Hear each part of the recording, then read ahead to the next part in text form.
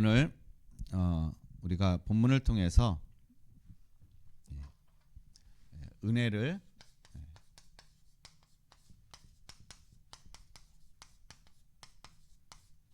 헛되이 받지 말라.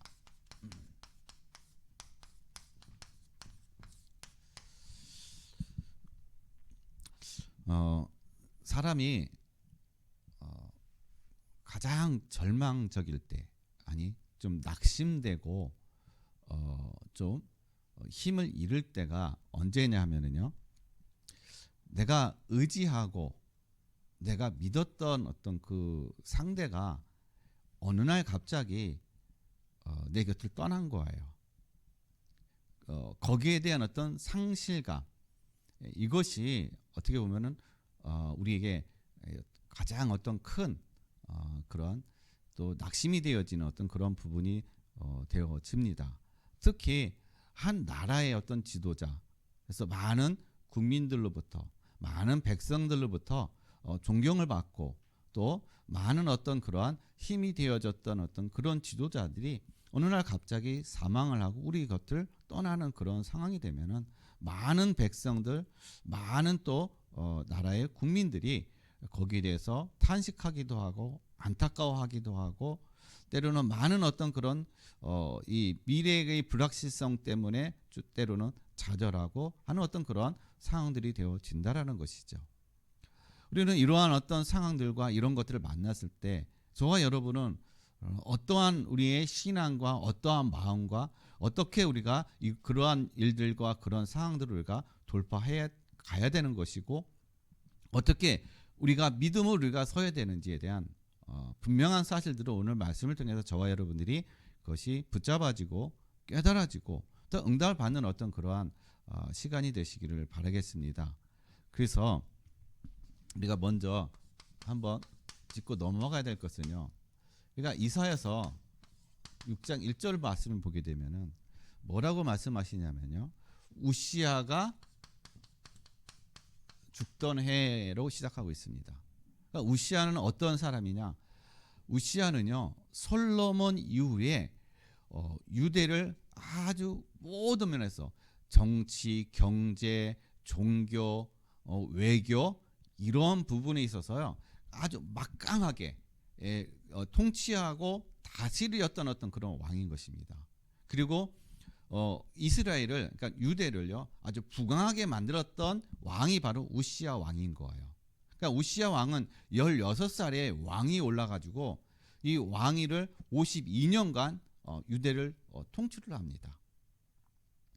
여러분, 52년이라는 어떤 그런 세월을 통치하다 보니까는요, 사람이라는 것은 뭔가 권력을 잡고 힘 있게 되면은 어떻게 되냐면요, 마음에 자기도 모르게 저희가 들어와요. 교만이 들어옵니다. 교만이. 그래서 역대하 26장에 보게 되면 우시아가 하나님을 쫓았을 때 하나님께서 우시아 하는 모든 것들을 다 형통하게 하셨더라라고 말씀하고 계셔요. 하나님을 쫓을 때 하나님은 우시아에게 형통함을 줌을 통해서 모든 것이 어떻게 해요? 잘 되게 하신 거예요. 형통하게 하셨다라는 것입니다. 정치, 외교, 경제, 그리고 종교, 이런 모든 것에 어떻게 해요? 형통함을 주신 거예요. 근데 어느 날이요, 자기가 이러한 권력과 힘이 있다 보니까는요, 하지 말아야 될 선을 넘어버린 겁니다. 그게 뭐냐면 제사장들이만 할 수 있는 그 번제, 그것을 어떻게 해요? 가가지고 분향단에 가가지고 자기가 그것을 드린 거예요. 제사장들이 와가지고 말렸습니다. 왕이여, 이것을 하게 되면은 하나님의 진노가 있습니다. 이거는 왕이 해야 될 일이 아닙니다. 라고 적극적으로 어떻게 해요? 말렸는데도 불구하고 우시아 왕이 그 앞에서 제사장들 향해서 화를 내음을 통해서 하나님이 이 우시아 왕을 그 자리에서요 나병이 들게 하신 겁니다. 나병이 들므로 인해서 그 성전에서 쫓겨나가게 되고, 또 나병이 드니까는요 왕의 통치를 할 수가 없는 거예요. 별궁에서 그가 죽을 때까지 어떻게 해요? 나병으로 있다가 사망을 한 것입니다. 이스라엘을 잘 다스렸던 우시야 왕이 어느 날 죽은 거예요. 이스라엘에 있어서는요, 그것은 어떻게 보면은 절망인 것입니다. 이제 미래에 대한 어떤 그런 부분들이 캄캄한 거예요. 여기에 이사야가요, 이것을 보면서, 이러한 상황들을 보면서 이제 우리나라는 어떻게 될 것인가, 이스라엘은 어떻게 될 것인가 라는 어떤 그러한 절망함과 그런 어떤 미래에 대한 어떤 그런 불확실함 그 속에서 받은 말씀이 바로 이사야서 6장이라는 것입니다. 여러분, 저와 여러분도 마찬가지예요. 저와 여러분도 우리가 절망 가운데, 낙심 가운데, 어떠한 상황 속에서 우리가 잘 되어질 것 같이 생각했던 거, 우리가 의지했던 거, 우리가 믿었던 거, 그래서 따라오고 함께 했었던 그런 것들이 어느 날 갑자기 무너져 버렸어요. 어느 날 갑자기 그런 것들이요, 내 생각대로 되는 것이 아닙니다. 절망적인 상황이 되어져요. 그러면 우리는 어떻게 해요? 낙심해 버린다는 거예요. 이제 끝났구나. 이제 모든 것이 이제는 다 무너졌구나.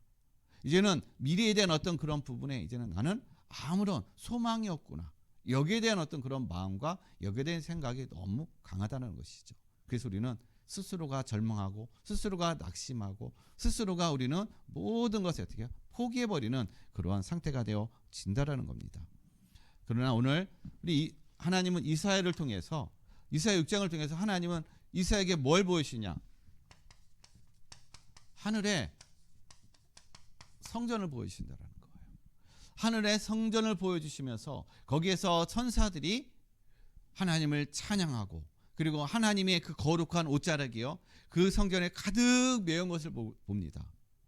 이 얘기는, 하나님의 성전을 보여주는 얘기는요, 하나님이 지금 온 우주를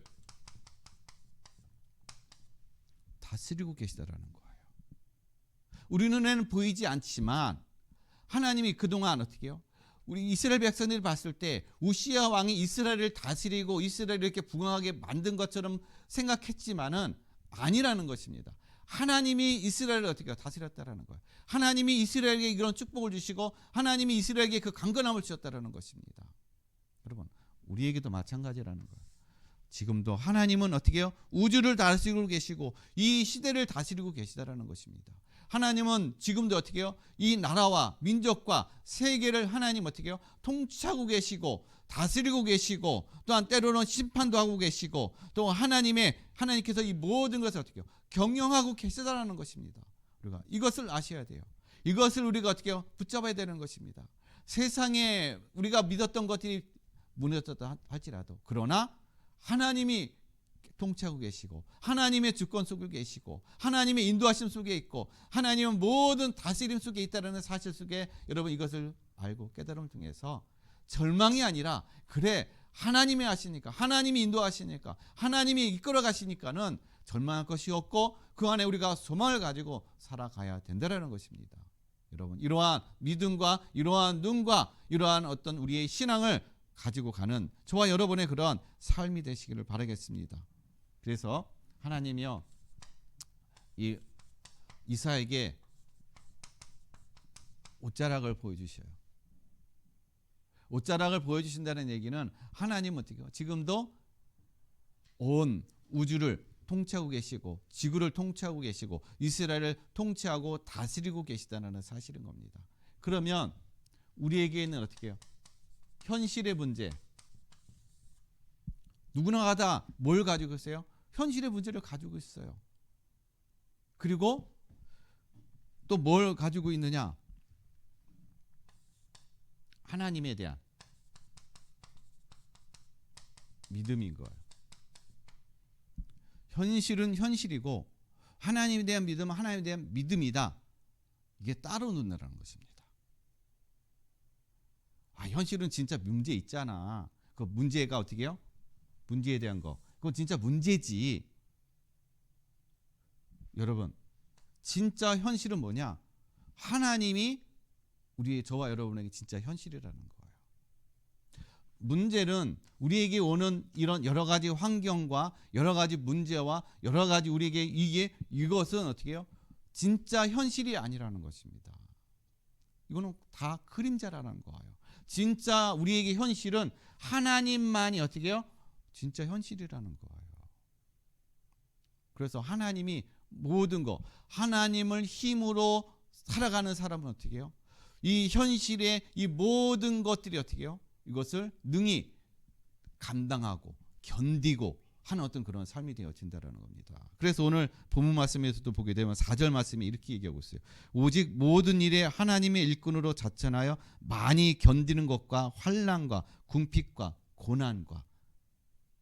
여러분, 예수 믿는 거, 하나님 믿음으로 인해서 우리의 삶의 모든 고난과 문제와 그것이 사라지는 것이 아니라는 거예요. 그것이 우리에게 똑같이 온다라는 겁니다. 근데 우리는 그것을 어떻게 해요?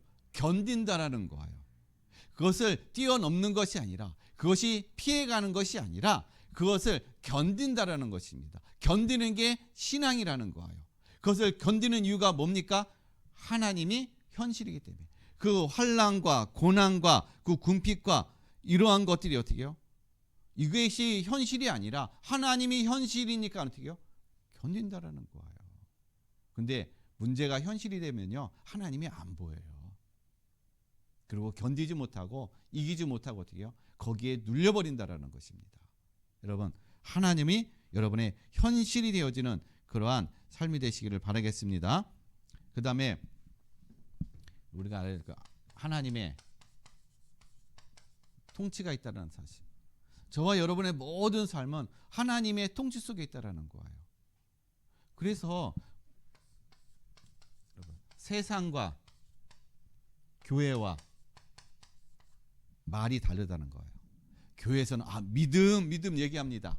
그래, 믿음으로 하면 돼. 근데 세상은 어떻게 해요? 아니, 세상은 그래도 다르지. 세상은 또 세상이고 교회는 교회인 거야. 따로 논다는 거예요. 여러분, 세상과 교회는 똑같은 거예요. 교회의 믿음이 세상에서 어떻게 똑같은 우리의 믿음의 삶을 살아가는 것입니다. 왜냐? 하나님이 교회만 다스리시고 교회만 통치하시는 것이 아니라는 거예요. 하나님은 세상도 통치하신다라는 겁니다. 하나님은 세상의 불신자들도 어떻게 해요? 하나님은 통치하고 계시고 그들을 어떻게 해요? 이끌고 계시고 모든 걸 하나님께서 그 속에서 역사하고 계시다라는 거예요. 하나님은 성도들만 하나님이 통치하시는 것이 아니라는 것입니다. 그래서 우리의 믿음, 우리의 신앙은 어떻게 해요? 교회와 세상이 어떻게 해요? 일치가 되어져야 가는 거예요. 하나가 되어져야 된다는 것입니다. 이것이 신앙이라는 거예요. 이것이 내가 하나님의 통치를 어떻게 해요? 믿는 그런 신앙이에요. 그래서 우리의 고백이 어디 가든지 어디에 있든지 어떻게 해요? 거기에도 하나님이 함께 하시고 거기서도 하나님이 우리를 인도하고 계시고 거기서도 하나님께서 하나님의 계획을 이뤄 가시고 계시다는 사실. 나는 그 속에서 인도받고 있다는 사실을 어떻게 해요? 여러분 고백하고 믿으시고 그 안에서 어떻게 해요? 승리하는 그런 어떤 삶이 되시길 바랍니다. 승리가 뭡니까? 일이 해결되어지는 것이 승리가 아니라는 거예요. 하나님이 나의 하나님이 되어지시고 오늘 나와 함께하고 계시다는 이 사실이 믿어지는 거, 이 사실이 누려지는 거, 그게 승리인 것이에요. 그게 참된 승리라는 것입니다. 이후에 모든 환경이 바뀌어져 가는 것은 그 이후의 문제라는 거예요. 첫 번째로 되어질 것은 하나님이 나의 하나님이 되신다는 사실이 내가 어떻게 해요? 그것이 믿어지고 누려지는 거. 이게 진짜 승리라는 것입니다. 그러므로 오늘 여러분 은혜를 헛되이 받지 말라. 여러분 이 은혜를 헛되이 받지 말라는 얘기는 우리의 신앙이 십자가 앞에 머물러 있는 신앙으로 어떻게 그치지 말라는 거예요. 구원받은 거 그것으로 만족하고 그것으로 좋게 있지 말라는 것입니다. 우리의 신앙은 십자가 앞에 있는 신앙이 아니라 이제는 더 나아가는 신앙이라는 거예요. 앞으로 나가야 된다는 것입니다. 하나님이 원하시는 거 더 나가라는 거예요. 왜냐? 하나님이 우리에게 주실 것이 있기 때문에, 하나님이 우리를 향한 계획이 있기 때문에, 하나님께서 우리에게 어때요? 우리를 통해서 이루어 가실 하나님의 뜻이 있기 때문에 어떻게 해요? 앞으로 더 나가라는 거예요. 그러면 우리가 은혜를 헛되이 받지 말라는 얘기는요, 첫 번째, 하나님이 함께 일하는 자라는 것입니다. 저와 여러분은 하나님이 함께 일하는 자라는 거예요. 나 혼자 일하는 것이 아니라는 거예요. 하나님이 함께 일하는 자다. 오늘 1절 말씀에 바울이 고백하고 있죠. 우리가 하나님과 함께 일하는 자로서라고 얘기하고 있습니다. 하나님과 함께 일하는 자라는 거예요. 이 얘기는 무슨 얘기입니까? 여러분, 하나님은요, 우리를 사랑으로서 우리를 부르셨어요. 사랑의 동기가 됐다라는 것입니다. 그냥 하나님 부르셔서 너 일로 와서 내일 좀 해. 그게 아니라는 거예요. 하나님의 사랑이 어떻게 해요? 동기가 되어진 겁니다. 그래서 이것을 가지고 하나님 우리를 동역자로, 무슨 얘기냐? 내가 너와 함께 일하고 싶다 이거예요. 하나님이 혼자 일하는 것이 아니라 내가 너와 함께하고 일하고 싶다. 내가 너를 사랑하고 너도 나를 사랑하니까 어떻게 해요? 내가 함께 일하고 싶다. 이 뜻이라는 것입니다. 여러분, 사랑하는 사람은 어떻게 해요? 사랑하는 관계는요, 늘 함께해요. 일도 함께합니다. 또 함께하고 싶은 그런 마음이 들어요. 그래서 작은 일도 어떻게 해요? 함께한다라는 것입니다. 그래서 연인들 보게 되면은 어때요? 서로 사랑하는 관계 되면은요, 모든 일, 작은 것부터 어떻게 함께 나누고 함께하고 추억을 남기려고 하고 뭔가를 어떻게 해요? 작은 것부터 하나하나 이뤄가려고 한다는 것입니다. 그래서 우리가 만난 지 100일이야 1000일이야 그런 것들을 자꾸 하는 이유가 뭡니까? 함께 한 그 시간들을 어떻게 해요? 소중하게 여기는 거예요. 하나님이 저와 여러분을 어떻게 해요? 부르신 이유는 동역자로서 사랑의 근본이 되어서 사랑으로서 우리를 어떻게 해요? 부르시고 함께 동역자로 지금 세워가고 계시다라는 사실인 것입니다. 그래서 우리의 일은요, 여러분, 하나님의 일을 하는 데 있어서 사명 가지고는요 힘들어요. 버겁다라는 것입니다. 뭐가 빠지면요? 사랑이 빠지면 그것은 일밖에 안 되는 거예요. 근데 거기에 사랑이 들어가게 되면요 일이 아니라는 것입니다. 그거는 은혜라는 거예요. 은혜. 여러분, 그래서 하나님이 우리를 사랑으로서 어떻게 해요? 이 관계로 하나님 우리를 부르셨다라는 겁니다. 그래서 요한일서 4장 7절에 여러분, 하나님이 어떻게 해요? 우리가 뭐라고 얘기합니까? 사랑하는 자들아 우리가 서로 사랑하자. 사랑은 하나님께 속한 것이니 사랑하는 자마다 하나님으로부터 나서 하나님을 알고라고 얘기했어요. 뭐 하는 자요? 사랑하는 자가 누구를 안다? 하나님을 안다라고 얘기했어요. 그리고 사랑하는 자가 어디서부터 나와요? 하나님으로부터 나오는 자는 사랑하게 돼 있다라는 거예요. 하나님으로부터 나오는 자는 사랑하게 돼 있어요. 왜냐? 하나님의 사랑은 어떻게 해요? 하나님은 사랑이기 때문에 당연히 그 사랑이 흘러가게 돼 있다라는 것이죠. 그래서 이웃을 사랑하게 되는 겁니다. 그래서 내 옆에 있는 사람을 사랑하게 되는 거야. 나보다 연약한 사람도 사랑하게 되는 것입니다. 근데 우리는요 다 조건적인 사랑이 있어. 그 조건적인 사랑이 자꾸 어떻게 해요? 편을 갈리게 되는 것이고, 그 조건적인 사랑이 때로는요 그것이 힘으로다가 가기 때문에 사람을 억압하기도 하고 사람을 어떻게 해요? 자기 사람을 만들기도 하고 상처 주기도 하는 그런 상황들이 되어진다라는 겁니다. 그러나 이 하나님의 사랑으로 내가 충만하면, 하나님의 사랑이 흘러나오게 되면은 그것이 이웃 사랑으로 가기 때문에 하나님이 좋아하시는 것, 그것을 하게 돼 있다는 것이죠. 그렇잖아요. 서로 사랑하면은 서로 사랑하는 사람이 어떻게 해요? 좋아하는 걸 하게 돼 있다라는 거예요. 이게 사랑으로서 나오는 어떤 그런 자연적인 그런 행위라는 것입니다. 여러분, 이 사랑을 가지고 이웃 사랑을 하는, 그래서 하나님이 좋아하시는 것, 그것이 자연적으로 내가 기뻐하고 감사함으로 되어지고 누려져가는 저와 여러분의 그런 삶이 되시기를 바라겠습니다. 그래서 하나님은 우리에게 마태복음 6장 33절에 사랑의 파트너로 그래서 부르신 거예요. 사랑의 파트너. 내가 너와 함께 하나님의 나라를 같이 이루고 싶다는 거예요. 하나님의 나라를.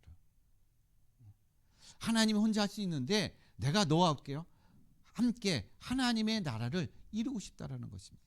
그러니까 나의 사랑에 들어오고 나의 사랑에 목마르고 나의 사랑과 함께 어떻게 해요? 이루어 가자는 것입니다. 뭘요? 하나님의 나라를 이루어 가자라는 거예요.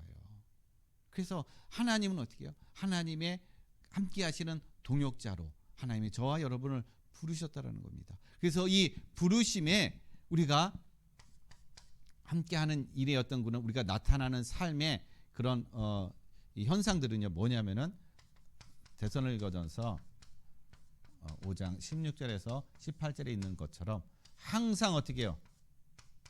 기뻐하는 삶, 기쁨으로 되어진다라는 것입니다. 하나님과 함께하는 그런 일을 감당하는 사람은요 모든 일을 어떻게 해요? 기쁨으로 감당한다는 거예요. 기뻐한다라는 것입니다. 왜냐? 사랑하는 상대를 어떻게 해요? 좋아하는 걸 하니까 당연히 기쁨으로 할 수밖에 없지요. 그리고 모든 일을 어떻게 해요? 감사를 한다라는 것입니다. 아이고 이렇게 부족한 거, 연약한 거, 아무것도 없는 나를 하나님의 나라를 위해서 이렇게 어떻게 해요? 일을 일꾼으로 세워주시고 또 나와 함께 또 그 일을 할 수 있도록 함께 하시는 그 은혜에 대해서 어떻게 해요? 감사가 되어지는 겁니다. 그래서 내 형편이 어떻든지 간에 어떻게 해요? 그거에 내가 불평하고 원망하고 하지 않는다라는 것입니다. 그 일이 되어지든 안 되어지든 거기에 우리가 어떻게 해요? 큰 그런 관심을 안 갖는다라는 거. 그게 중요하지 않게 여겨지는 것입니다. 뭐가 중요하게 여겨져요? 하나님이 나와 함께 하시고 내게 그 일을 맡기심을 통해서 내가 기쁨과 감사함으로 그 일을 감당하는 거. 그 일 속에 있는 그 자체가 어떻게 해요? 그것이 감사가 되어진다는 것이죠. 여러분, 이러한 어떤 관계 속에 우리가 있게 되면 하나님의 은혜가 어떻게 해요? 저와 여러분의 그 모든 삶 속에 모든 발걸음 속에 풍성하게 넘쳐나는 그러한 축복된 발걸음이 될 줄로 믿습니다. 그래서 이 모든 거 항상 기뻐하고 쉬지 말고 기도하고 범사에 감사하라. 이거는 뭡니까? 예수 그리스도 안에서 너희를 향하신 하나님의 뜻이라는 거예요. 여러분 우리는 늘 뭘 구합니까? 하나님의 뜻이 뭡니까? 하나님의 뜻이 뭡니까? 물어봐요. 여러분 제일 먼저 우리가 이루어갈 하나님의 뜻은 항상 기뻐하는 겁니다. 이게 하나님의 뜻인 거예요. 범사에 우리가 어떻게 해요? 감사하는 거. 이게 하나님의 뜻인 겁니다. 여기서부터 출발되어지는 거예요. 여기서부터 시작이 되어지는 겁니다. 여기서부터 되어질 때 어떻게 해요? 모든 것들이 문이 열려지는 겁니다. 왜냐? 하나님은 빛이시고 하나님은 생명이시고 하나님은 기쁨이기 때문에 어떻게 해요? 그 안에 있는 하나님의 사랑 속에 있는 사람은 당연히 어떻게 해요? 기뻐하고 그리고 모든 것이 감사가 되어지고 모든 것이 어떻게 해요? 하나님의 영광된 그런 삶이 되어진다는 겁니다. 그러므로 우리 모든 성도님들이 정말 이제는 모든 것에 어떻게 해요?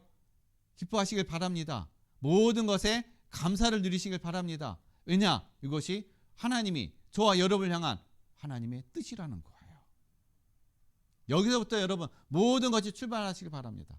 여기서부터 모든 것이 인도받는 그러한 축복된 발걸음이 되시길 바랍니다. 그래서 이러한 발걸음, 이러한 어떤 인도 속에 받는 사람은요, 그냥 자연적으로 흑암이 무너져요. 어둠이 그냥 떠나간다라는 것입니다. 우리가 예수님의 이름으로 떠나가라 하지 않더라도 어떻게 해요? 그냥 저절로 떠나가요. 왜요? 빛이니까.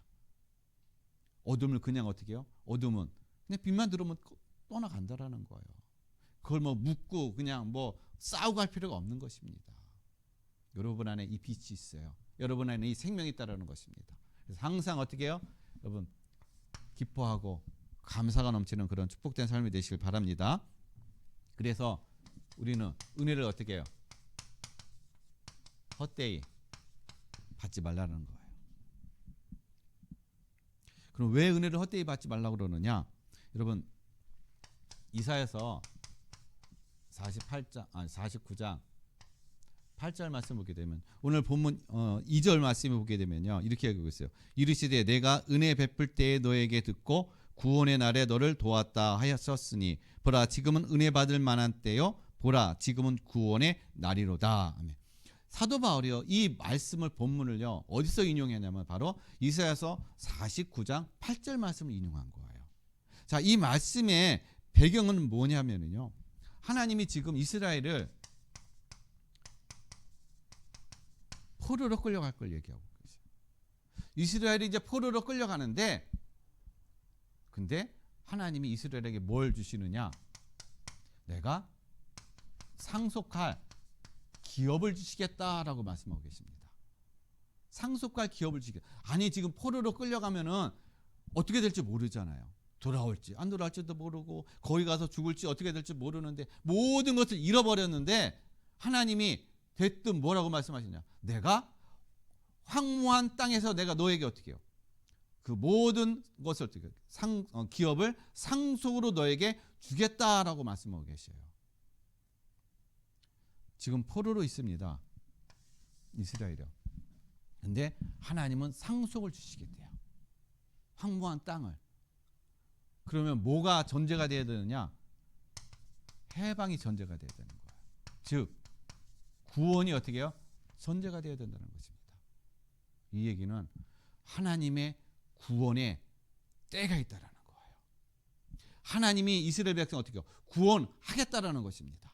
하나님이 이스라엘 백성을요 포로에서 돌아오게 하시겠다라는 거예요. 그게 하나님의 의지라는 것입니다. 그래서 은혜를 헛되이 받지 말라는 얘기는요, 현실에 어떻게 안주하고 현실에 머물지 말라는 거예요. 여러분 지금의 현실에 지금의 상황이 어떻게 머물러 있지 말라는 것입니다. 그것이 다가 아니라는 거예요. 우리는 현실에 머물러 있어요. 우리는 포로에 머물러 있습니다.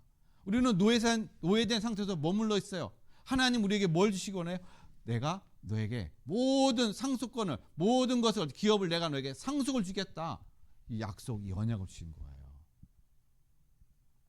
그런데 그게 안 믿어지는 거예요. 왜요? 지금은 너무 내가 힘드니까. 여러분 하나님은요 저와 여러분들에게 이미 어떻게 해요? 모든 걸 상속할 이 언약을 주셨어요. 말씀을 주셨어요. 이것을 믿고 나오는 자는 어떻게 해요? 이것을 누린다라는 것입니다. 그래서 하나님께서 우리에게 이 구원을 주시고 예수 그리스도를 말미암아 우리를 어떻게 해요? 구원을 주셨습니다. 그러면은 구원을 주셨으면 이제 어떻게 해요? 앞으로 더 나가야 된다는 거예요. 현실에 머물러 있지 말라는 것입니다. 그게 바로 고린도후서 6장 4절에 얘기하고 있는 것처럼 환난과 궁핍과 고난과 이것을 어떻게 해요? 견디는 거. 이것이 끝이 아니고 이것이 전부가 아니라는 것입니다. 그리고 매맞음과 갇힘과 난동과 수고로움과 자지 못함과 먹지 못함 가운데서 어떻게 해요? 깨끗함과 지식과 오래 참음과 자비함과 성령의 감화와 거짓이 없는 사랑과 진리의 말씀과 하나님의 능력으로 의의 무기를 좌우에 가지고 뭔가 환경과 상황이 어떻게 해요? 바뀌지 않았어요. 그런데 세속적인 어떻게 해요? 가치를 버리라는 것입니다. 우리의 어떤 세속적인 가치는 뭐냐? 신앙의 가치는 뭐냐면요. 뭔가 잘 되어지는 거예요. 뭔가 남들에게 그래 난 예수 믿었기 때문에 이러한 복 받았어. 과거에는 내가 힘들고 과거에는 내가 고난받고 과거에 내가 어려웠어. 근데 내가 복 받고 그 모든 과정을 거침으로 인해서 내가 이러한 복을 받았어. 그 자랑이 되어지는 거예요. 그게 그들에게 보여줄 그런 자랑이라는 것입니다. 여러분 이것은 하나님이 원하시는 것이 아니에요. 그것은 하나님께서 어떻게 세속적인 가치를 가지고 하나님 우리에게 축복으로 그것을 주시는 것이 아니라는 것입니다. 뭔가 남들에게 보여주는 거 그건 나중에는 교만이 되어져 가는 거예요.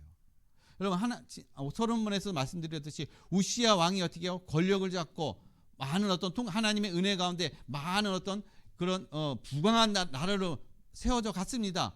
뭔가 권력과 힘과 그런 배경이 있다 보니까는요 자연히 드는 게 뭐예요? 교만함이 든다라는 거예요. 교만함이 든다라는 것입니다.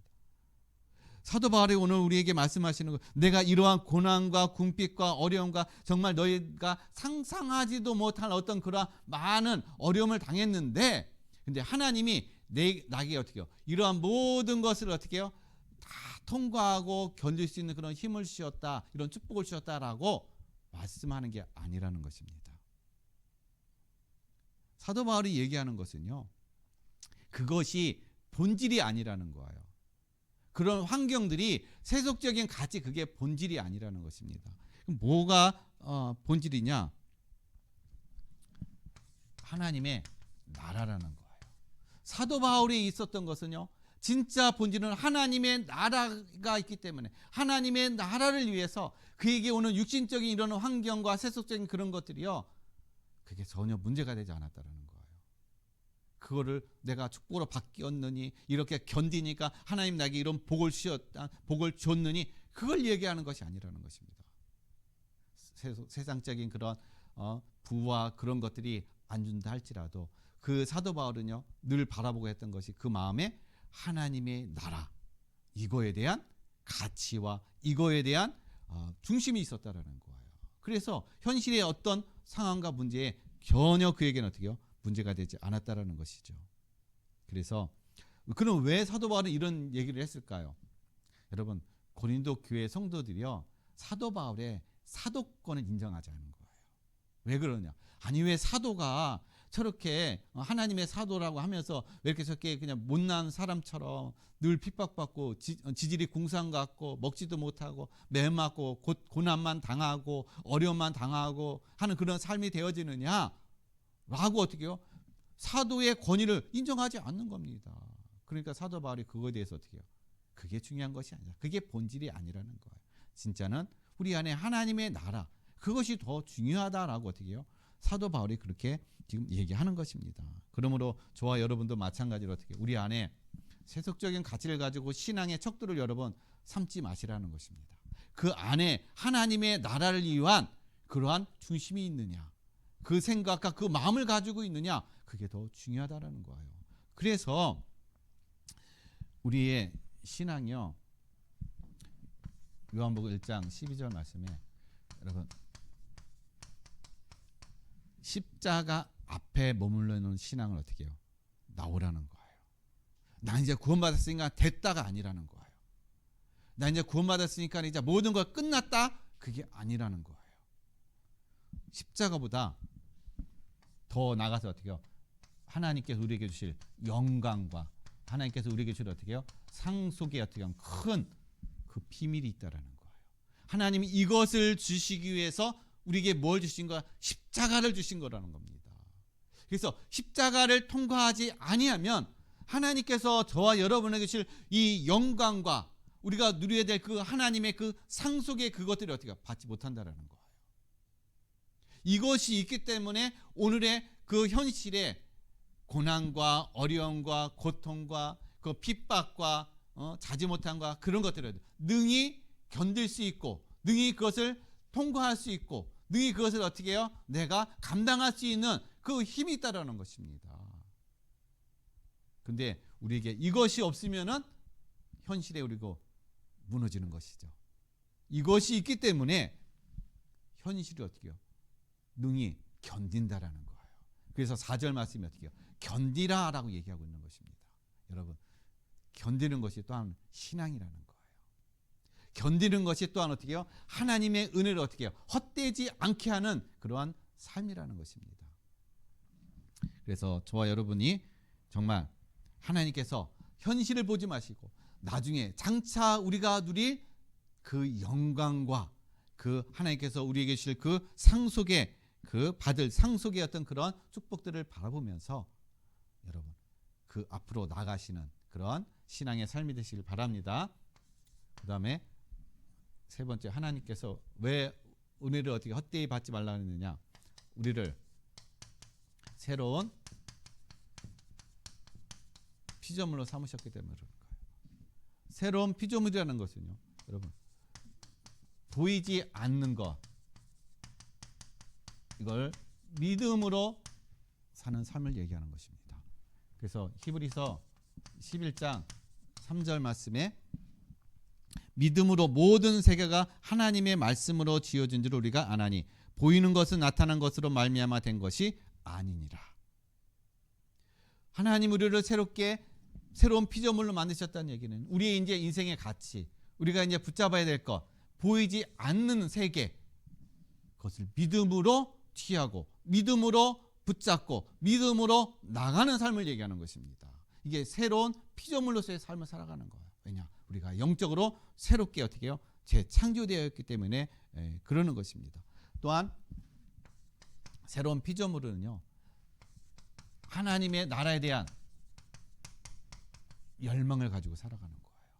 이 땅의 것을 위해 살아가는 것이 아니라, 이 땅의 삶이 목적이 아니라 하나님의 나라라는 것입니다.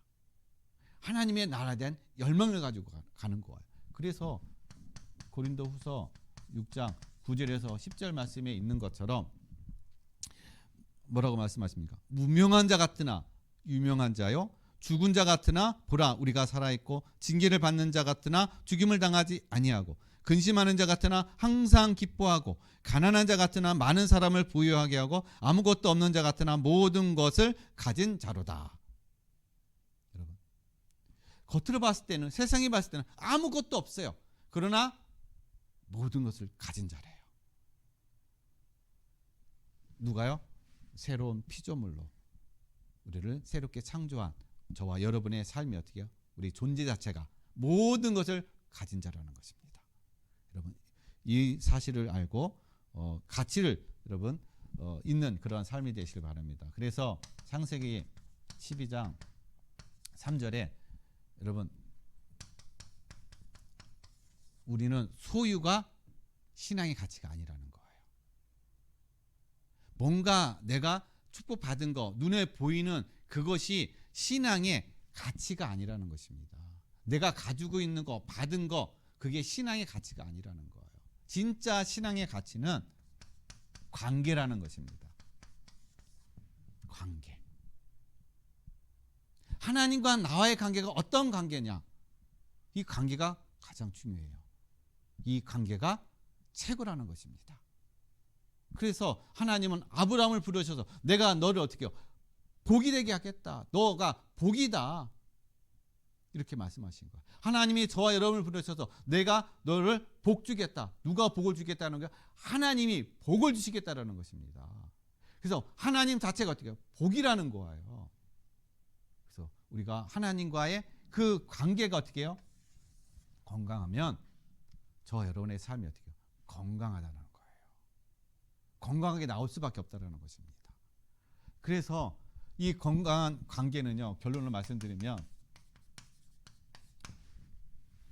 여러분, 출애굽에 머물러 있지 않다라는 거예요. 즉 구원받은 거에 머물러 있지 않다라는 것입니다. 구원으로 족한 인생이 아니라는 거예요. 하나님이 우리를 구원하신 이유는요, 그 구원보다 더 큰 것을 하나님이 우리에게 주시고자 우리를 구원하신 거라는 겁니다. 근데 우리가 여기에 머물러 있는 경우가 많아요. 대부분 여기에 머물러 있습니다. 아니면 또 광야예요. 광야는 뭐합니까? 육신의 것 때문에 원망하고 불평해버려요. 있네 없네, 왜 축복을 안 주냐, 비교합니다. 누구는 되는데 누구는 나는 왜 안 되나, 여기 자꾸 비교해요. 그래서 낙심하고 절망하고 원망하고 그런단 말이에요. 이게 광야 신앙이에요. 광야가 목적지가 아니에요. 우리의 목적지는 어디예요? 가나안이라는 것입니다. 우리가 가야 될 것은 가나안이에요.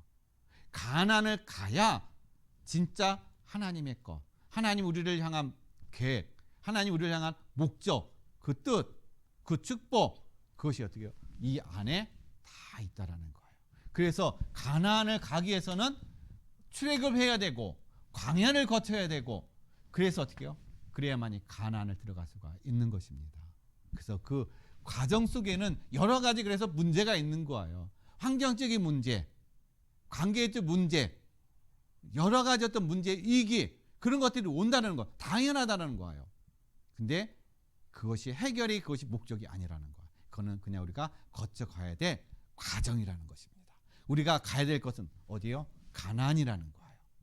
그래서 은혜를 헛되이 받지 말라는 얘기는 여기에 머물러 있지 말라는 얘기예요. 광야에 머물러 있지 말라는 거. 어디까지요? 가나안까지 가라는 것입니다. 도전하라는 거예요. 정복하라는 것입니다. 하나님께서 우리에게 주시는 계획이고 축복이고 또 인도하시는 줄로 믿습니다.